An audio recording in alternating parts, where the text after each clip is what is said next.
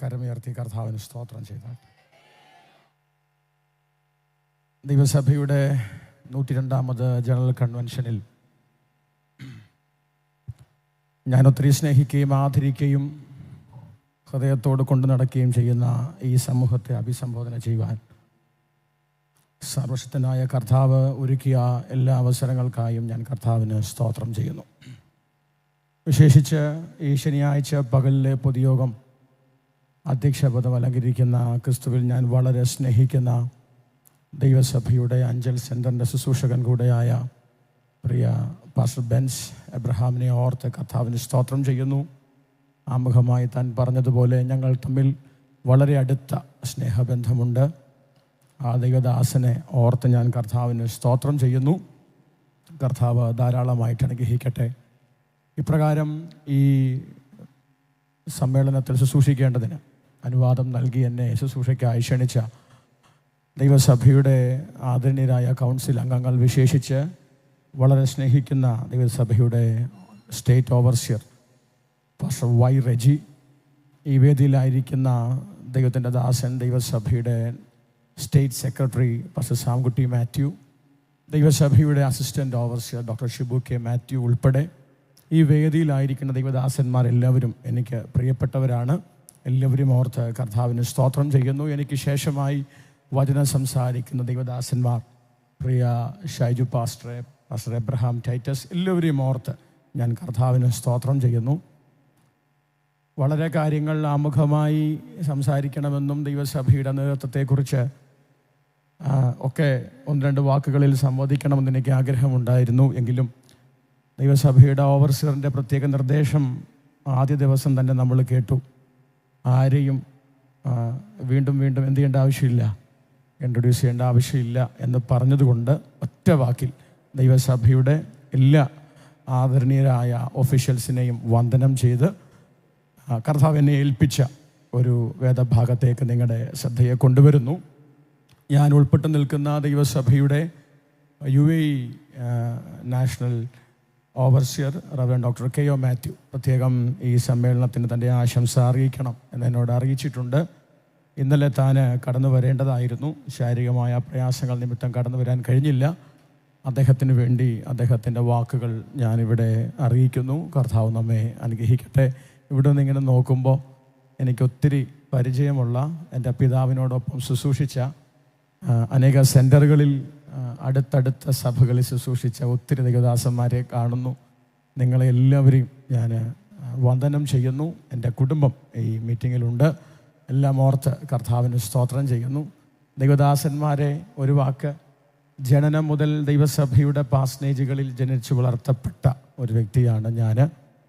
ഈ ദിവസങ്ങളിലൊക്കെ അനേക ഇടങ്ങളിൽ ദൈവവചനവുമായി ചെന്ന് നിൽക്കുമ്പോൾ ഞാൻ വീണ്ടും വീണ്ടും എടുത്തു പറയാറുള്ള ഒരു വാക്കാണ് ദൈവസഭയുടെ പാസ്നേജുകളിൽ ജനിച്ച് സുവിശേഷ വേലയുടെ സന്തോഷവും ഇമ്പവും അപ്പം തന്നെ കഷ്ടതയുമൊക്കെ തിരിച്ചറിഞ്ഞ് വളർന്ന ഒരു ബാല്യം എനിക്കുണ്ട്.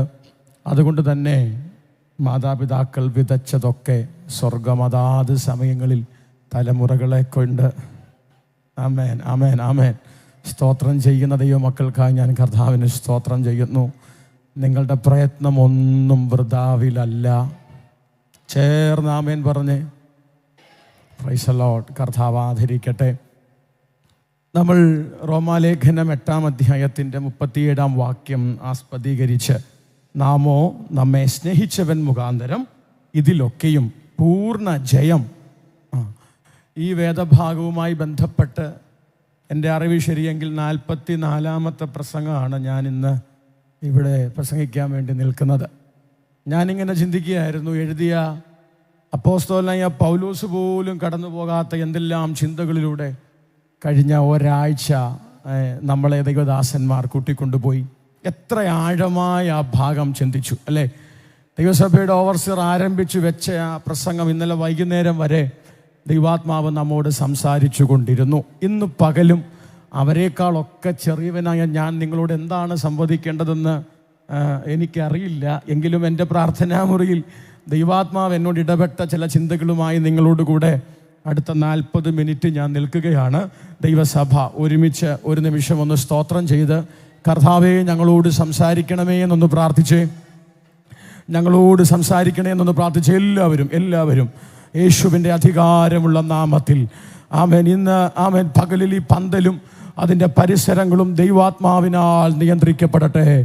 പറയുന്ന വാക്കുകൾ വശീകരണ ശക്തികളായി മാറാതെ അസാധാരണമായ ദൈവ സാന്നിധ്യത്തിൻ്റെ പ്രദർശനങ്ങളായി തീരേണ്ടതിന് അല്പനിമിഷം വായ്കളെ തുറന്ന കരങ്ങളെ ചേർത്തടിച്ച് കർത്താവേ എന്നോട് സംസാരിക്കണമേ എന്ന് യേശുവിൻ നാമത്തിൽ തയ്യാറെടുപ്പുകൾക്ക് അകത്തല്ല, പകരം ഒരുക്കത്തിൻ്റെ അകത്ത് സംസാരിക്കുന്ന പരിശുദ്ധാത്മാവിൻ്റെ ശബ്ദത്തിന് ഒരുമിച്ച് ദൈവമക്കൾ കരങ്ങളെ ചേർത്തടിച്ച് അഭിഷേകം പ്രാപിച്ചവർ അന്യഭാഷകളിൽ സ്തോത്രം ചെയ്തു തുടങ്ങിക്ക്. ആത്മാവുദാനം ഉച്ചരിച്ചുകൂടാത്ത ഞരക്കങ്ങളാൽ നമുക്ക് വേണ്ടി പക്ഷവാദം ചെയ്യട്ടെ. ഇന്നു പകൽ ദൈവാത്മാവിന് നമ്മോട് സംസാരിക്കാനുണ്ട്. ഇന്നു പകലും എൻ്റെ ജീവിതത്തിൽ ദൈവാത്മാവിൻ്റെ സ്നേഹത്തിനകത്ത് ഒരു വിജയവുമായി മടങ്ങുവാൻ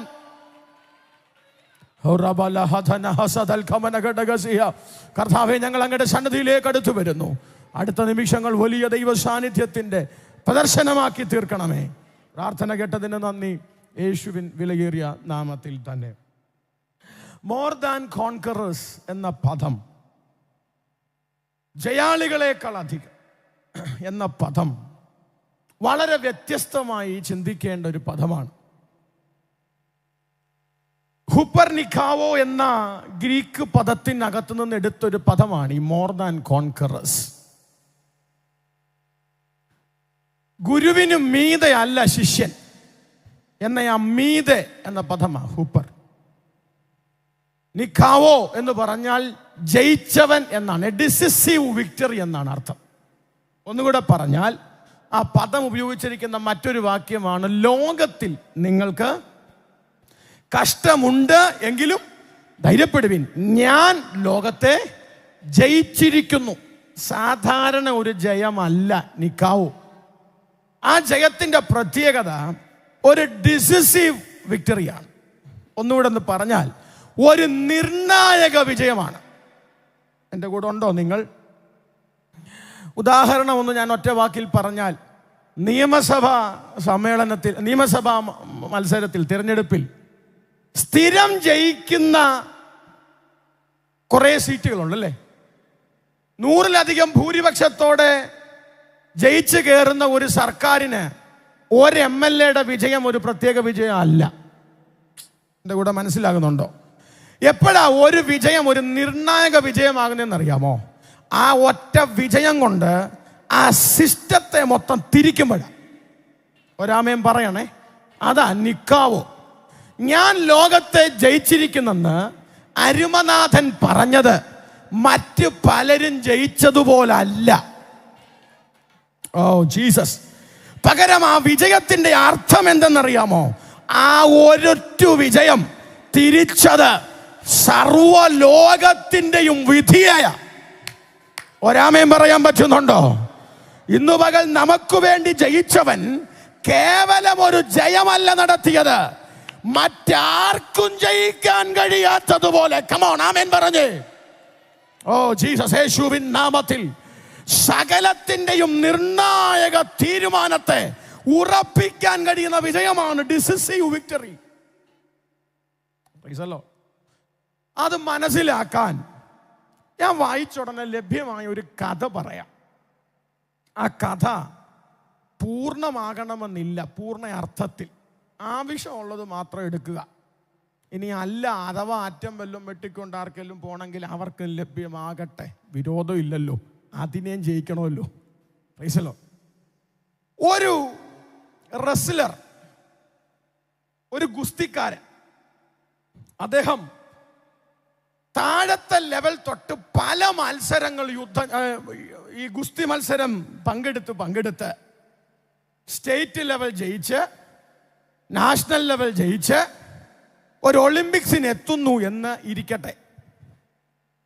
ആ ഒളിമ്പിക്സിൽ താൻ മത്സരത്തിന് തയ്യാറാകുമ്പോൾ വളരെ കഠിനമായ ഒരു എതിരാളിയായിരുന്നു തനിക്ക് നേരിടേണ്ടി വന്നത്.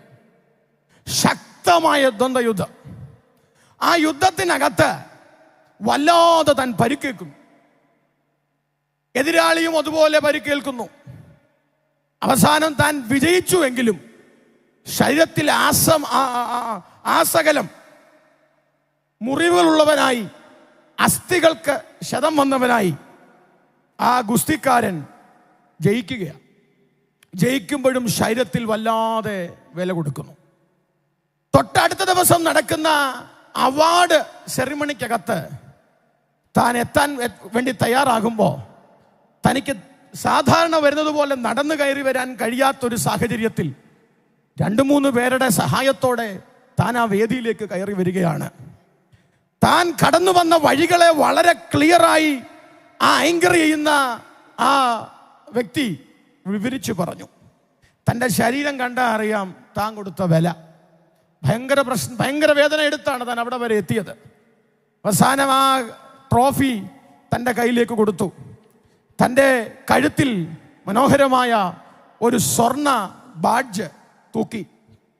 താനിങ്ങനെ ലോകം കീഴടക്കിയ സന്തോഷത്തോടെ നിൽക്കുമ്പോൾ താൻ ഏറ്റവും അധികം സ്നേഹിക്കുന്ന തൻ്റെ ഭാര്യ, സഹോദരിമാരെ, ഭർത്താക്കന്മാർക്ക് ഏറ്റവും ഇഷ്ടം ഭാര്യമാരെയാ. ഒരു സ്വതന്ത്ര സഹോദരിമാർ പറഞ്ഞേ, പ്രൈസ് ദി ലോർഡ്. സന്തോഷം ഇല്ലാത്തവരും ഉണ്ടെന്ന് എനിക്ക് തോന്നുന്നു. Praise the Lord. ശ്രദ്ധിച്ചേ. അപ്പൊ ഈ ഭാര്യ സഹോദരി കയറി വേദിയിലേക്ക് വന്നു. വേദിയിലേക്ക് വന്നിട്ട് പറഞ്ഞു, ഹണി കൺഗ്രാജുലേഷൻ. ഈ വാക്ക് കേട്ടപ്പോൾ അവന് ഭയങ്കര സന്തോഷം. അവൻ തൻ്റെ മെഡൽ എടുത്ത് തൻ്റെ ഭാര്യയുടെ കഴുത്തിലോട്ട് അണിയിച്ചു.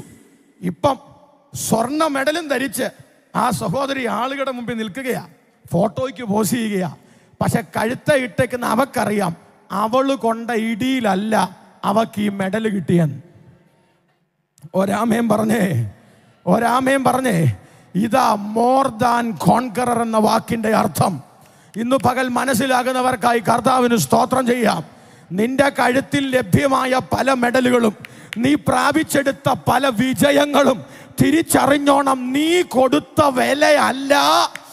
ഇന്ന് പകൽ മനസ്സിലാകുന്നവർ, എന്റെ തല ഉയരാൻ തല താഴ്ത്തപ്പെട്ടു കുരിശിൽ കിടന്ന ഒരുവൻ എൻ്റെ മുമ്പിലുള്ളത് കൊണ്ട് കരമടിച്ച് ദൈവത്തിന് ആമേൻ പറഞ്ഞേ.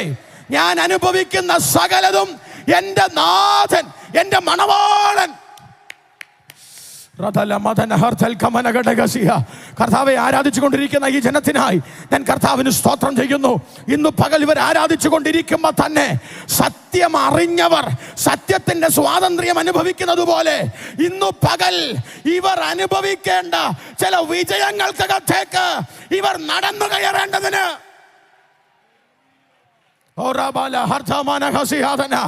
അതെ, ഒരറ്റം മുതൽ ഒരറ്റം വരെ ഒരാത്മശക്തി ചലിക്കുന്നുണ്ട്. ഇന്ന് പകൽ നിയന്ത്രിക്കാൻ കഴിയാത്തതുപോലെ ദൈവശക്തിയെ ആത്മമണ്ഡലത്തിൽ സ്വായത്തമാക്കുക.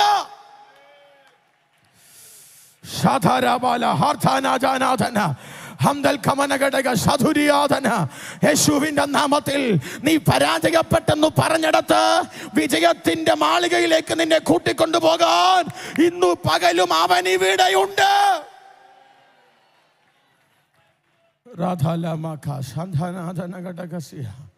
ഒരു പദം ഞാൻ പറയാം, തകർക്കുമെന്നും തോപ്പിക്കുമെന്നും ലോകത്തിന്റെ ശക്തി വെല്ലുവിളിക്കുമ്പോ തൻ്റെ ഇടത്തോടെ കയറി നിന്ന് പറയണം, പന്ന പിശാച, എന്റെ ജയവും തോൽവിയും തീരുമാനിക്കുന്നത് നീയല്ല.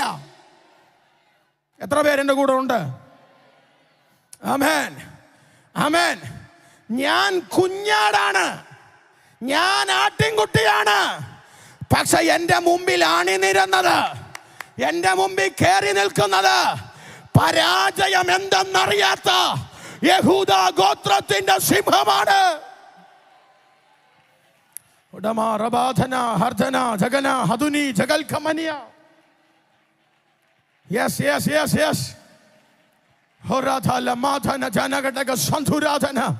കർത്താവേ, ഈ ആരാധിക്കുന്ന യുവജനത്തിന്റെ ജീവിത സാഹചര്യങ്ങൾക്കകത്ത് എവിടെയാണോ വിജയത്തിന് വേണ്ടി കയറി നിൽക്കേണ്ടത്, ഇവിടെ ഇന്നു പകൽ ആത്മനാഥന്റെ തലകുനിക്കാത്ത വിജയരഥം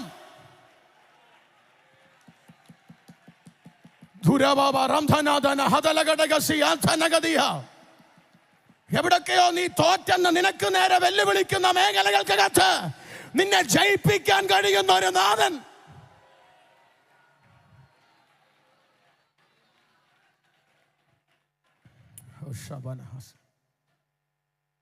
ഈ സിംഹം മുമ്പിലുള്ളതല്ലേ നമ്മുടെ വിജയം അല്ലേ?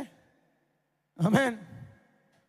നോക്കണ്ടിടത്തോട്ട് നോക്കിയാൽ സന്തോഷിക്കാൻ വകയുണ്ട്. ഉത്തമഗീതം വായിക്കുമ്പോ മുള്ളുകളുടെ ഇടയിലെ താമരയാ അല്ലേ? മുള്ളുകളുടെ ഇടയിൽ, മുമ്പിലും സൈഡിലും ഒന്നും അല്ല, ചുറ്റും മുള്ള. സഭയുടെ സ്ഥാനം മുള്ളുകൾക്കിടയിലാണ്. ഒരാമേൻ പറ. പേടിക്കണ്ട, പ്രിയൻ കാട്ടുനാരകം പോലെ നിൽക്കുക. ഓ, മനസ്സിലാവുന്നവരുണ്ടോ? ഓ, യേശുവിന്റെ നാമത്തിൽ. പക്ഷെ മുള്ളുകൾക്കിടയിലാണേലും കീറിപ്പോയ താമരയാകാഞ്ഞതിന് കാരണം അടുത്ത അധ്യായം വായിക്കുമ്പോ അവൻ എന്നെ വിരുന്നു വീട്ടിലേക്ക് കൊണ്ടുപോയി. അവൻ എന്റെ മീതെ പിടിച്ച കൊടി സ്നേഹമായിരുന്നു. ആമേൻ പറഞ്ഞേ. യേശുവിന്റെ നാമത്തിൽ മുള്ളുകളുടെ ഇടയിൽ സ്വർഗം സഭയെ കൊണ്ട് സ്ഥാപിക്കുമ്പോഴും ഇന്നൊരു പകലൊരു ദൂത് ഞാൻ പറയാം. തകർന്നു പോകാതെ, തളർന്നു പോകാതെ, കീറിപ്പോകാതെ നിൽക്കാനുള്ള കാരണം എന്തെന്നറിയാമോ? മുകളിലോട്ട് നോക്കിയാ മതി, അവിടെ സ്നേഹത്തിന്റെ ഒരു കൊടി കാണാം. അതെന്റെ പ്രിയന്റെ സ്നേഹമാണ്.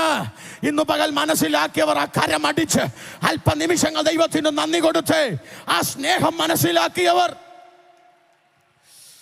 ചൂടമാന ഹംദാരാജ വൈഡൽ കമനഘടക സന്ധുരാധന യേശുവിന്റെ അധികാരമുള്ള നാമത്തിൽ ഇന്നു പകൽ ആ സ്നേഹം ഇവിടെ ചലിക്കട്ടെ.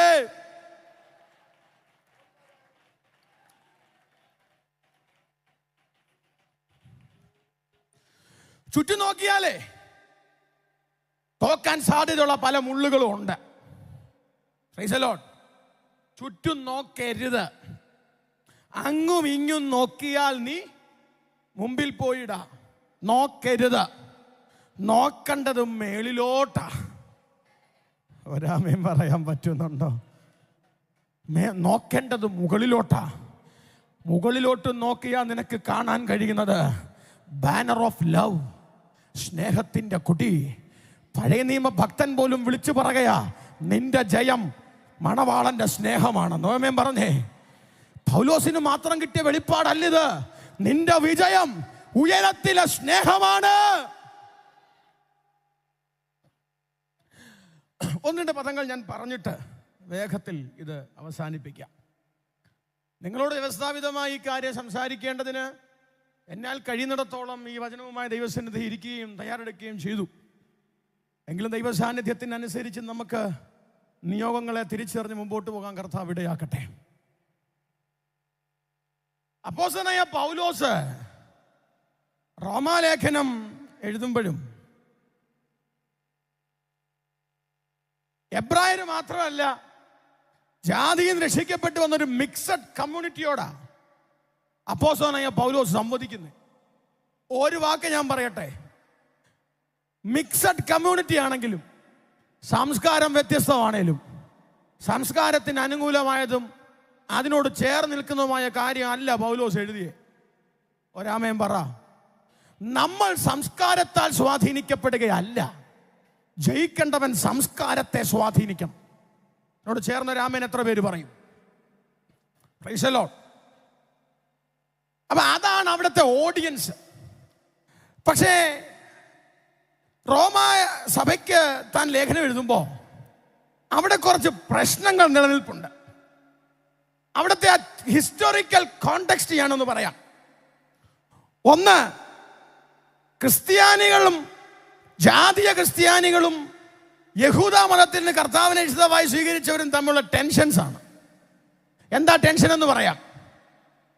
അവിടെ യഹൂദന്മാരെല്ലാം റോമാ നഗരം വിട്ടുപോകണം എന്നൊരു കൽപ്പന നിമിത്തം യഹൂദന്മാരായ പലർക്കും they were expelled from the Rome. അവർ റോമിൽ നിന്ന് പുറത്താക്കപ്പെട്ടു. റോമിൽ നിന്ന് പുറത്താക്കപ്പെട്ടപ്പോൾ സഭയുടെ നേതൃത്വത്തിനകത്തേക്ക് ജാതീയ വിശ്വാസികൾ കടന്നു വന്നു. ജാതീയ വിശ്വാസികൾ ഞാൻ പറയുമ്പോൾ those who are saved from the Gentiles, സഭയ്ക്കകത്ത് ജാതീയ വിശ്വാസിയും യഹൂദ വിശ്വാസിയും ഇല്ല. അവിടെ രണ്ട് തരത്തിലുള്ള ഒരു ക്രമീകരണത്തിലേക്ക് റോമിലുള്ള സഭ എത്തപ്പെട്ടു. പുറത്താക്കപ്പെട്ട എക്സ്പെൽ ആയ യഹൂദ വിശ്വാസികൾ മടങ്ങി വന്നപ്പോൾ ആ നേതൃത്വത്തിലിരിക്കുന്ന അവരുമായി ചേർന്നു പോകാനുള്ള ചെറിയ ചില പ്രയാസങ്ങൾ വന്നപ്പോൾ അപ്പോസ്തലനായ പൗലോസ് എഴുതുകയാ, സഭയിൽ യഹൂദനെന്നും യവനനെന്നൊന്നും ഇല്ല. ഒരാമേൻ പറഞ്ഞേ. ഐക്യതയോടെ നിന്നാൽ നിനക്ക് ജയിക്കാം. ഒരാമേൻ പറയണേ. കുടുംബത്തിനകത്തും ഐക്യതയോടെ നിന്നാൽ നിനക്ക് ജയിക്കാം. ഒരാമേൻ പറയാൻ പറ്റുന്നുണ്ടോ? Praise the Lord. രണ്ട് ദൈവശാസ്ത്രപരമായ അസാധാരണ ചിന്തകൾ സഭയോട് കൈമാറാൻ പൗലോസ് ഈ ലേഖനം ഉപയോഗിക്കുകയാണ്. ജസ്റ്റിഫിക്കേഷൻ ബൈ ഫെയ്ത്ത് ഉൾപ്പെടെ, വിശ്വാസത്താലുള്ള നീതീകരണം ഉൾപ്പെടെ താഴോട്ടുള്ള പല വേദശാസ്ത്രപരമായ ചിന്തകൾ അവരിലേക്ക് കൈമാറുകയാണ്. അടുത്തത്, അപ്പോസ്തലനായ പൗലോസ് മറ്റൊരു മിഷണറി യാത്രയ്ക്ക് തയ്യാറെടുക്കുകയാണ്. താൻ റോമിലേക്ക് വന്നനന്തരം സ്പാനിയയിലേക്ക് പോകാൻ പ്ലാൻ ചെയ്യുന്നു. അങ്ങനെ ഒരു തയ്യാറെടുപ്പ് നിൽക്കുമ്പോൾ തൻ്റെ മിഷണറി യാത്ര, തൻ്റെ പ്രേഷിത പ്രവർത്തനത്തിന് വേണ്ടിയുള്ള യാത്രയെ അവരിലേക്കൊന്ന് കൊണ്ടുവരാൻ, ഒരു മിഷൻ ഓറിയന്റഡ് മൈൻഡ് ഉണ്ടാക്കാൻ അവരോട് സംസാരിക്കുകയാണ്. കരമുയർത്തി ഒരു ആമേൻ പറഞ്ഞാട്ടെ. Praise the Lord. ഈ പകല് ഇത്രയും ചൂടുള്ള സമയം വേദശാസ്ത്രപരമായ ചിന്തകൾ പറഞ്ഞാൽ ഇരുന്ന് കേൾക്കാൻ പ്രയാസമാണെന്ന് എനിക്ക് നല്ല ഉറപ്പുണ്ട്. സ്വതന്ത്രം വിശ്വാസത്താലുള്ള നീതീകരണത്തെക്കുറിച്ചും അല്ലേ, വെളിപ്പെടാനുള്ള തേജസ്സിനെക്കുറിച്ചും ഒക്കെ നമ്മൾ ഇരുന്ന് കേട്ടാൽ അതിന് പറ്റിയൊരു സമയമാണിതെന്ന് എനിക്ക് തോന്നുന്നില്ല. ഒറ്റ വാക്കിൽ ഞാൻ ആ ഭാഗം പറഞ്ഞ വേദഭാഗം അങ്ങ് വിടുകയാണ്. വിശ്വാസത്താലുള്ള നീതീകരണത്തെക്കുറിച്ച് പറയുമ്പോൾ റോമാലേഖനത്തിൻ്റെ 8-ാം അധ്യായത്തിലേക്ക് നിങ്ങൾ ശ്രദ്ധയെ ഞാനൊന്ന് കൊണ്ടുവരിക. അവിടെ തെറ്റിദ്ധരിക്കപ്പെടാൻ സാധ്യതയുള്ള ഒരു വേദഭാഗമുണ്ട്. അതിൻ്റെ 1-ാം വാക്യത്തിൽ, ഇപ്പോൾ ക്രിസ്തുവേശുവിലുള്ളവർക്ക് ഒരു ശിക്ഷാവിധിയും ഇല്ല. കാൽവിനിസ്റ്റ് ചിന്തകളുടെ വേരുകൾ കിടക്കുന്നത് ഈ വാക്യത്തിലാണ്. ശിക്ഷാവിധി ഇല്ല എന്നൊരു ചിന്തയിലേക്ക് കൊണ്ടുവരുന്ന ഒരു വേദഭാഗമായി ഞാൻ ചിത്രീകരിക്കാറുണ്ട്. ഒരു വാക്കിൽ അതിനെ ഒന്ന് തടയിട്ട് ഞാൻ മുമ്പോട്ട് വരാം. ഇംഗ്ലീഷിൽ വായിക്കുമ്പോൾ 8-ാം അധ്യായത്തിൻ്റെ 1-ാം വാക്യത്തോട് ചേർന്ന് കിടക്കുന്നത് മലയാളത്തിലെ 4-ാം വാക്യമാണ്. അതിങ്ങനെയാ, therefore now no condemnation to them which are in Christ. ക്രിസ്തുവേശു ഉള്ളവർക്ക് ശിക്ഷാവിധി ഇല്ല. കോമ 4-ാമത്തെ വാക്യം അവിടെ കിടക്കുന്നത് കൂടെ എന്താണെന്നറിയാമോ? who walk not after the flesh but after the spirit എന്ന് പറഞ്ഞാൽ ജഡപ്രകാരമല്ല, ആത്മാവിൽ നടക്കുന്നവന് ശിക്ഷാവിധി ഇല്ലെന്നാ. ഒരാമേൻ പറഞ്ഞേ. എൻ്റെ കൂടെ ഉണ്ടോ? ആത്മാവിനെ വിട്ട് ജഡത്തിൻ്റെ അകത്തു പോയാൽ സൂക്ഷ്മം നിനക്ക് ശിക്ഷാവിധി ഉണ്ട്. ഒരാമേൻ പറഞ്ഞേ. യേശുവിനെ രക്ഷിതാവായി സ്വീകരിച്ചതിന് ശേഷം ജഡത്തിന്റെ പ്രവൃത്തിയിൽ ആകൃഷ്ടനായി നീ പോയാൽ ഈ വാക്യത്തിന് പുറത്താണ് നിന്റെ സ്ഥാനം. ശിക്ഷാവിധിയിലേക്ക് നിന്നെ നയിക്കുന്ന ഒരു പ്രമാണം ഇതിനകത്തുണ്ട്. എന്നോട് ചേർന്ന് ആമേൻ പറയാൻ പറ്റുമോ? രക്ഷിക്കപ്പെട്ടത് കൊണ്ട് ശിക്ഷയ്ക്ക് പുറത്തായെന്ന് കരുതരുത്. ആത്മാവിൽ നടക്കണം. മനസ്സിലായവർക്കായി കർത്താവിന് സ്തോത്രം ചെയ്യുന്നു. ഇനി റോമാലേഖനം 8-ാം അധ്യായത്തിന്റെ നമ്മുടെ കുറിവാക്യം എഴുതാനുണ്ടായ സാഹചര്യം അപ്പോസ്തല പ്രവൃത്തി 20-ാം അധ്യായമാണ്. അപ്പോസ്തല പ്രവൃത്തി 20-ാം അധ്യായത്തിലേക്ക് നിങ്ങൾ ശ്രദ്ധയെ കൊണ്ടുവരുമ്പോൾ അതിന്റെ 1-2 വാക്യങ്ങളിൽ കാണുന്ന ഒരു 3 മാസത്തെ ഇടവേളയുണ്ട്. ഞാൻ ആ വേദഭാഗം ഒന്ന് വായിക്കാം. പകല് വായിക്കാൻ ആരും ഉണ്ട് എന്ന് ഞാൻ ചിന്തിക്കുന്നില്ല. ഉണ്ടോ? ഞാൻ വായിക്കാം. വേണ്ട ആൻറ്റി, ഞാൻ വായിക്കാം. അത് കേൾക്കത്തില്ലല്ലോ എല്ലാവർക്കും. ഓൺലൈനായിട്ടും കുറച്ച് പേരുണ്ടല്ലോ. കലഹം ശമിച്ച ശേഷം പൗലോസ് ശിഷ്യന്മാരെ കൂട്ടിവരുത്തി പ്രബോധിപ്പിച്ചിട്ട് മക്കദോനിക്ക് പോയി. ആ പ്രദേശങ്ങളിൽ കൂടെ സഞ്ചരിച്ച് അവരെ ഏറിയൊന്ന് പ്രബോധിപ്പിച്ചിട്ട് യവനദേശത്തെത്തി. അവിടെ 3 മാസം കഴിച്ചിട്ട് കണ്ടോ, ഇവിടെയാണ് റോമാലേഖനം എഴുതുന്ന പശ്ചാത്തലം. ഒരു വ്യക്തിയെ മനസ്സിലാക്കേണ്ടത് താൻ കടന്നു പോകുന്ന സാഹചര്യം അനുസരിച്ച. എൻ്റെ കൂടെ ഉണ്ടോ? നമ്മൾ പലതും സംസാരിക്കുന്നത് നമ്മൾ കടന്നു പോകുന്ന സാഹചര്യം അനുസരിച്ചല്ലേ? ആണോ അല്ലയോ? നമ്മൾ അപ്പോൾ ഉണ്ടാകുന്ന മാനസിക സംഘർഷങ്ങൾക്കനുസരിച്ചല്ലേ നമ്മൾ സംസാരിക്കുന്നേ? 20-ാം അധ്യായം ആരംഭിക്കുന്നത് കലഹം ശമിച്ച ശേഷമെന്നാ. അപ്പൊ അർത്ഥം 19-ാം അധ്യായത്തിൽ കലഹം. എൻ്റെ കൂടെ ഉണ്ടോ? ജയത്തെക്കുറിച്ച് അപ്പോസ്തലനായ പൗലോസ് എഴുതുമ്പോ താനൊരു കലഹത്തിനകത്തൂടെ കയറി വന്നിട്ടാ എഴുതുന്നേ. 19-ാം അധ്യായം ഞാൻ 1-2 വാക്കിലൊന്ന് പറയാം. ആദ്യത്തെ ഖണ്ഡിക പൗലോസ് ചെന്ന് കയറുമ്പോ അവരോട് ചോദിക്കുന്നു, പരിശുദ്ധാത്മാവിനെ നിങ്ങൾ പ്രാപിച്ചിട്ടുണ്ടോ? അവരുടെ മറുപടി കേട്ടിട്ട് പോലും ഇല്ല. എൻ്റെ കൂടെ ഉണ്ടോ നിങ്ങൾ? പരിശുദ്ധാത്മാവെന്ന് കേട്ടിട്ട് പോലും ഇല്ലാത്തവരോട് സംസാരിക്കുക. സംഭവിച്ചെന്തെന്നറിയാമോ? ഒറ്റ പ്രസംഗം, ഒരു കൈവപ്പ്, സ്നാനപ്പെടാൻ ആളിറങ്ങി. ഒരാമയും പറയണേ. ആരുടെ മേലൊക്കെ കൈവച്ചോ അവർ പരിശുദ്ധാത്മാവിൽ നിറഞ്ഞു. ഒരു ദൂത് ഞാൻ പറയാം. 1-ാം പാരഗ്രാഫിനകത്ത് ആത്മമണ്ഡലത്തെ ജയിച്ചു കയറി. എൻ്റെ കൂടെ ഉണ്ടോ? 1-ാം അധ്യായത്തിനകത്ത് ദേശത്തെ ഭരിച്ചുകൊണ്ടിരുന്ന ദേശത്തെ പിടിച്ചു നിർത്തിയ തലത്തെ പൗലോസ് വെട്ടി. ഒരാമേൻ പറയണേ. ജയിക്കണം, ദേശത്തെ ജയിക്കണം. ദേശത്ത് പരിശുദ്ധാത്മ പദ്ധതിക്കെതിരായി നിൽക്കുന്നതിന് അറിവ് കൊണ്ടും അനുഭവം കൊണ്ടും പ്രാപിച്ചെടുത്ത ദൈവിക സാന്നിധ്യം കൊണ്ടും അതിനെ ജയിക്കണം. റമാന ഹർജന ജഗൽക്കമാന ഘടക സന്ധുരാദിയാതന.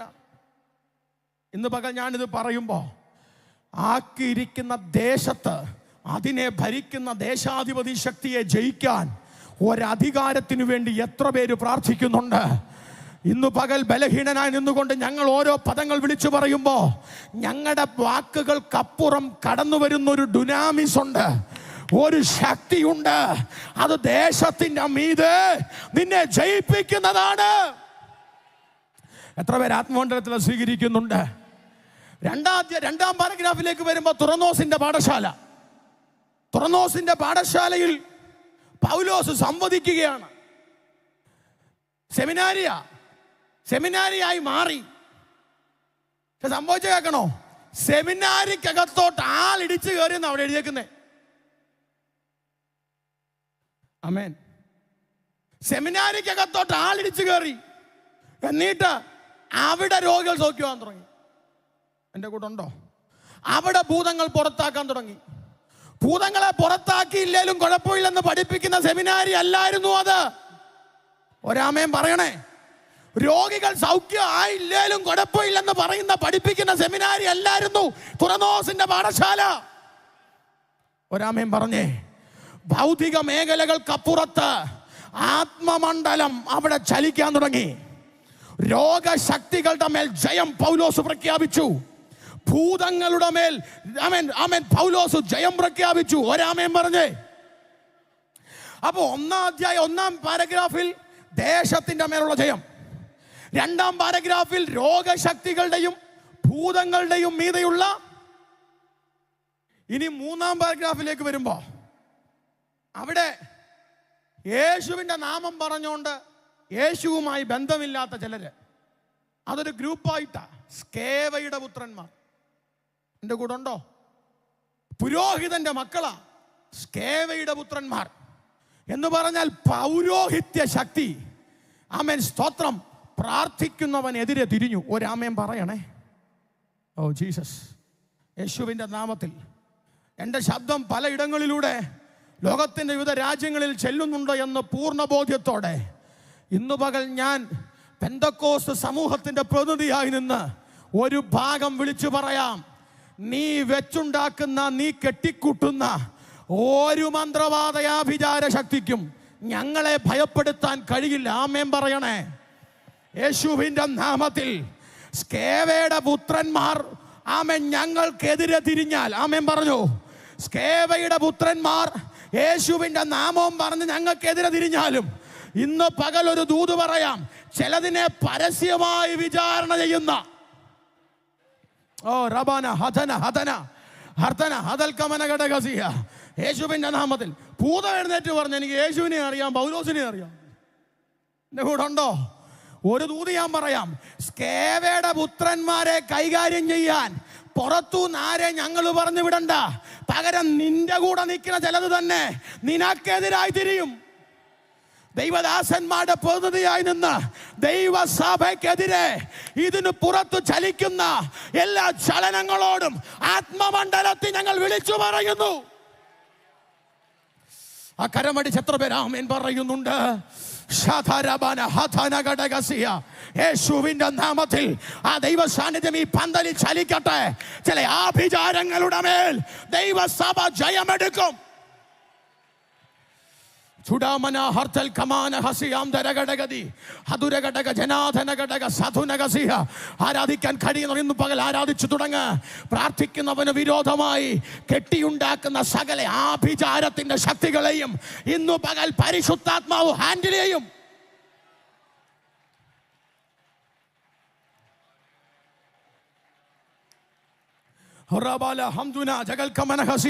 എന്റെ ശബ്ദമാകരുത് നിങ്ങളെ നിയന്ത്രിക്കുന്നത്. നിങ്ങൾക്ക് ആരാധിക്കണമെന്നുണ്ടെങ്കിൽ നിങ്ങൾക്ക് ആരാധിക്കാം. എന്നാൽ ഇന്നു പകൽ എനിക്കൊരു കാര്യം അറിയാം.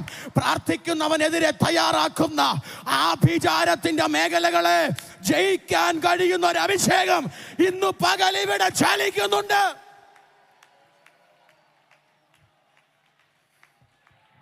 ശബന ഹദന ഹർദന ഹർദന ഹതുനി ജഗൽക്കമനഗടഗസിയ. ആത്മസാന്നിധ്യം ഇറങ്ങി കാത്തട്ടെ ഇന്നു പകലിൽ. യേശുവിന്റെ നാമത്തിൽ ആരാധിക്കുന്ന ഈ ജനത്തിന്റെ മീതെ ഇന്നു പകൽ ആഭിചാരങ്ങൾക്കും മീതെ ഇറങ്ങിയ ആ ദൈവ സാന്നിധ്യത്തിന്റെ ശക്തി ഇന്നു പകൽ വ്യാപരിക്കുന്നു.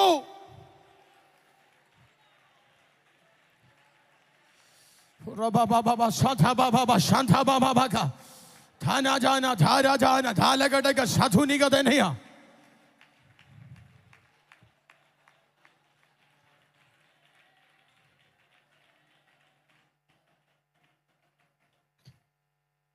ഞാൻ ആ ഭാഗം ഓടിച്ചങ്ങ് വിടാം. 50,000 വെള്ളി നാണയത്തിനുള്ള മന്ത്രവാദ പുസ്തകങ്ങൾ 3-ാം പാരഗ്രാഫിൽ തീയിട്ടു. രാമൻ പറയണേ എന്ന് പറഞ്ഞാൽ സഭയ്ക്കിട്ട് പണിയാൻ നീ റെഫർ ചെയ്ത ബുക്കുണ്ടല്ലോ, അതിനെ സഭ കത്തിക്കും. കൃപയുള്ളവരാമേൻ പറ, കൃപയുള്ളവരാമേൻ പറ. പ്രാർത്ഥിക്കുന്നവന്റെ തലമുറയ്ക്കിട്ട് പണിയാൻ നിന്റെ റെഫറൻസ് ഉണ്ടല്ലോ, അതിനെ ആത്മാവ് തൊടുവന്ന. ഇന്ന് പകൽ എത്ര പേർക്ക് ദൂത് മനസ്സിലാകുന്നുണ്ട്? കരയുന്ന നിനക്കെതിരെ, കരയുന്ന നിന്റെ പ്രവർത്തനത്തിനെതിരെ, കരയുന്ന വാഗ്ദത്തമുള്ള തലമുറയ്ക്കെതിരെ ഇന്ന് പകൽ ഞാനിത് പറഞ്ഞുകൊണ്ടിരിക്കുമ്പോ തന്നെ ആരാധിക്കുന്ന നിന്റെ വീടിനകത്ത് ദൈവാത്മാവ് ഇത് ചെയ്യും.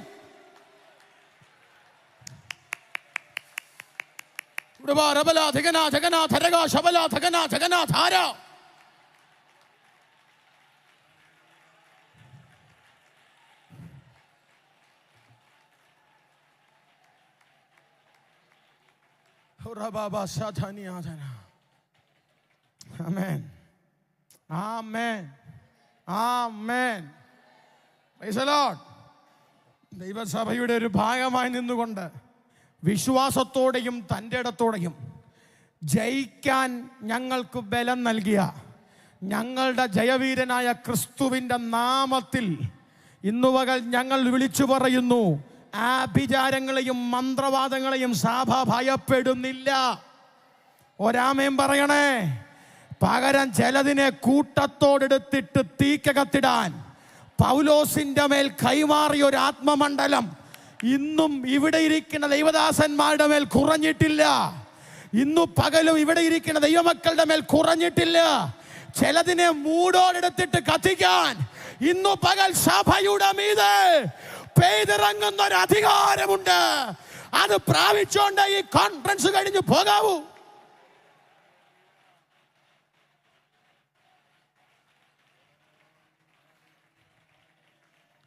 ഞാൻ അവസാനിപ്പിക്കട്ടെ. അത് കഴിഞ്ഞപ്പോൾ പട്ടണം ഇളകി.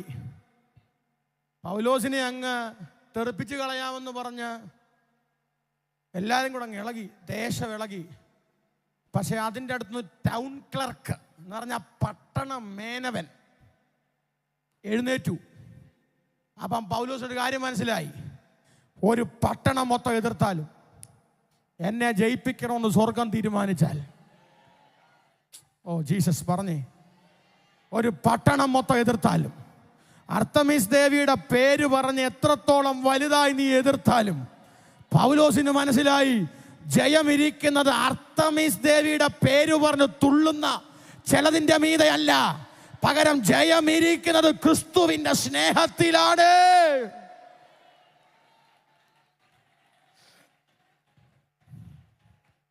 എന്നിട്ട് ആ സ്നേഹത്തെ നെഞ്ചോട് ചേർത്ത് വെച്ച് പൗലോസിനെ ചോദിക്കുകയാ, ഈ സ്നേഹത്തിൽ നിന്ന് എന്നെ പിരിക്കാൻ പറ്റുന്നത് ഏതുണ്ടെന്ന്? കഷ്ടതയോ, പട്ടിണിയോ, ഉപദ്രവമോ, നഗ്നതയോ, വാളോ എന്ന് പറഞ്ഞാൽ കൂടിപ്പോയാൽ നീ എൻ്റെ കഴുത്തെ വാള് വെക്കുമെന്നല്ലേ ഉള്ളൂ. അപ്പിയൻ കൊലക്കളത്തിലേക്ക് നടന്നു നീങ്ങുമ്പോഴും ഞാൻ നല്ല പോർ പൊരുതെന്ന് പറയാൻ, തല ഉയർത്തി ജയത്തിന്റെ വാക്ക് പറയാൻ.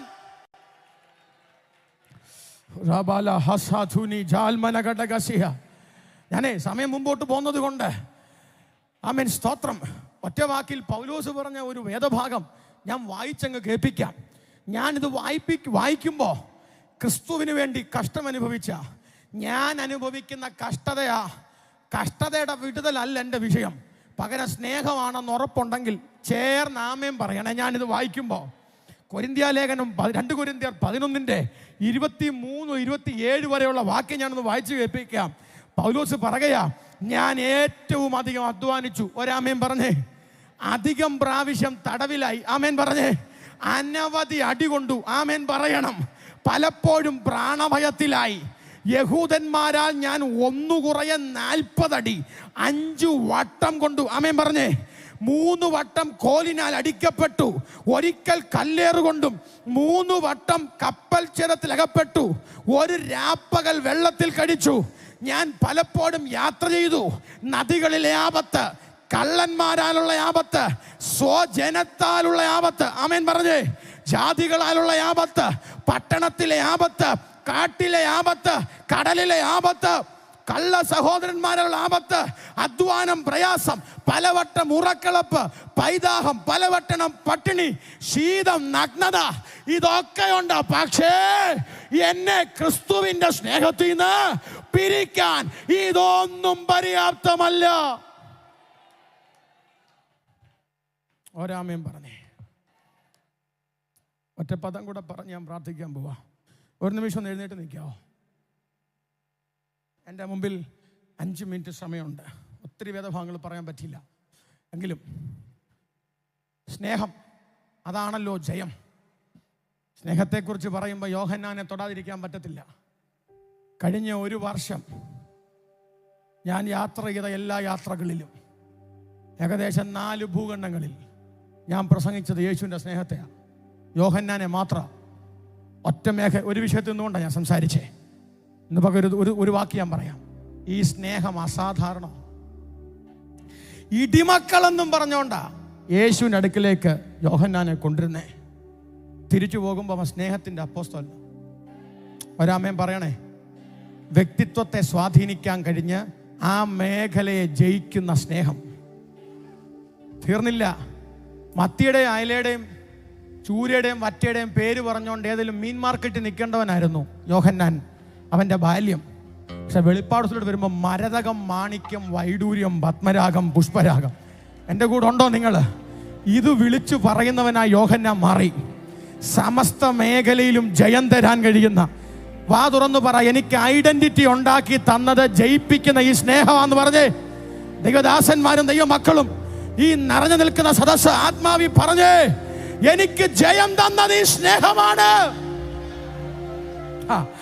ഈജിയൻ കടലിടുക്കിലെ പത്മോസ് എന്ന ചെറിയൊരു ദ്വീപിലേക്ക് പ്രാർത്ഥിക്കുന്നവനെ തകർത്തു കളയാമെന്ന ചിന്തയിൽ ഡൊമീഷ്യൻ നാടുകടത്തി.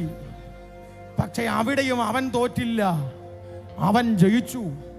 സ്നേഹത്താൽ പിടിക്കപ്പെട്ടവനെ ശോധനയിലേക്ക് പറഞ്ഞയച്ചാൽ മറ്റാർക്കും ലഭിക്കാത്ത വെളിപ്പാടുകളുടെ ചുരുളുകളുമായി അവൻ തിരിച്ചു കയറി വരും.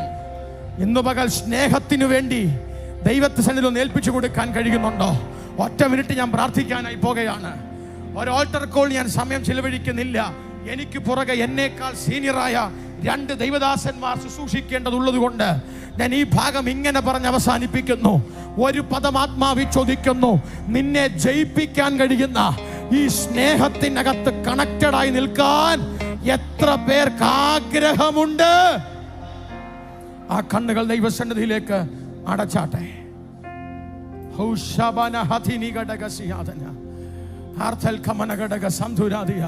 അങ്ങേക്കാൾ മറ്റൊന്നിനെയും സ്നേഹിക്കാൻ ഒരു 2 വരി.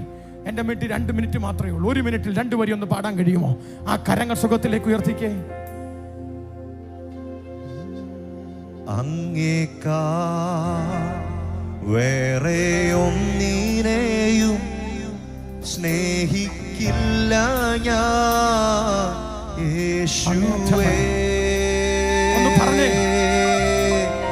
അങ്ങേക്കാൾ സ്നേഹം നിന്നെ ജയിപ്പിക്കും. വേറെ ഒന്നിനെയും സ്നേഹിക്കില്ല ഞാൻ യേശുവേ. എനിക്കായി ചെയ്തത്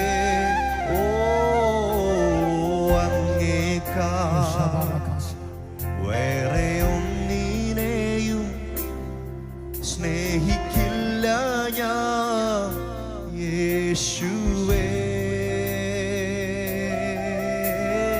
അങ്ങേക്കാൾ വേറെ ഒന്നിനെയും സ്നേഹിക്കില്ല ഞാൻ യേശുവേ. കർത്താവേ, ദൈവസഭയുടെ 102ാമത് കൺവെൻഷനിൽ ഈ ശനിയാഴ്ച പകൽ ഞങ്ങൾ ഒരുമിച്ച് ദൈവദാസന്മാരും ദൈവമക്കളും ഈ നിറഞ്ഞ സദസ്സ് അങ്ങയോട് പറയുന്നു, ഞങ്ങൾ അങ്ങയെ സ്നേഹിക്കും. അങ്ങയുടെ സ്നേഹം നിമിത്തം സകലത്തെയും ജയിക്കാൻ ഒരു കൃപ കൈമാറണമേ. അങ്ങനെ ചെയ്തിരിക്കാൻ സ്തോത്രം. യേശുവിൻ നാമത്തിൽ തന്നെ എല്ലാവരും ദൈവസന്നിധി ഇരുന്നാട്ടെ. ഇപ്രകാരം ഒരു അവസരം ഈ കൺവെൻഷനിൽ ശുശ്രൂഷിപ്പാൻ അടിയന് നൽകിയ ദൈവസഭയുടെ ആദരണീയമായ നേതൃത്വത്തിന് എല്ലാവിധ നന്ദിയും അറിയിക്കുന്നു. ഈ ശുശ്രൂഷകളിനോട് പങ്കെടുത്ത ദൈവ മക്കൾക്ക് പ്രത്യേകം നന്ദി. കർത്താവ് നമ്മെ അനുഗ്രഹിക്കട്ടെ.